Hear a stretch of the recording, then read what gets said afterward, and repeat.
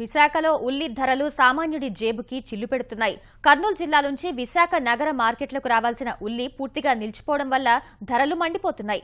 నగరంలో నిత్యం 10 లక్షల రూపాయల మేర జరిగే ఉల్లి విక్రయాలు ప్రస్తుతం ₹1,00,000కే పరిమితమయ్యాయి. వారంలో రెండింతలు ధర పెరిగి ప్రస్తుతం రైతు బజార్లో కిలో ₹30కు లభిస్తుండగా బయటి మార్కెట్లో అంతకంటే ఎక్కువ ధరే పలుకుతోంది.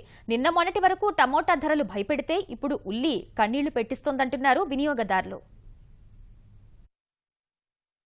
ఇప్పుడు కర్నూలు అది అందలేదు సార్, కొత్త వెంకన్న దాని నుంచి రేటు పెరిగింది సార్. ఇప్పుడు దాని నుంచి మొన్న వర్షాలు పడడం వల్ల కొత్త లేటు సరుకు లేదు, ఓన్లీ మహారాష్ట్ర మీదే ఆధారపడి ఉంది మార్కెట్ అంతా. దాని నుంచి పెరిగింది సార్. అసలు కర్నూలు వర్షాభావం కర్నూలులో పంటలేని వల్ల ఒక లారీ అమ్మవలసి వస్తుంది పరిస్థితి. రోజుకి ఒక లారీ అమ్మేవారి పరిస్థితిలో 10 రోజుల నుంచి ఒక లారీ అమ్మవలసిన పరిస్థితి వచ్చిందండి.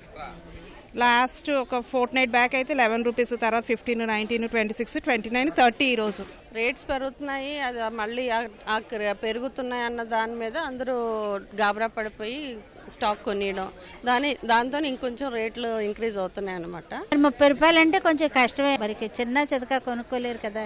ధరలు తగ్గితే బాగుంటుందని కోరుకుంటున్నాను.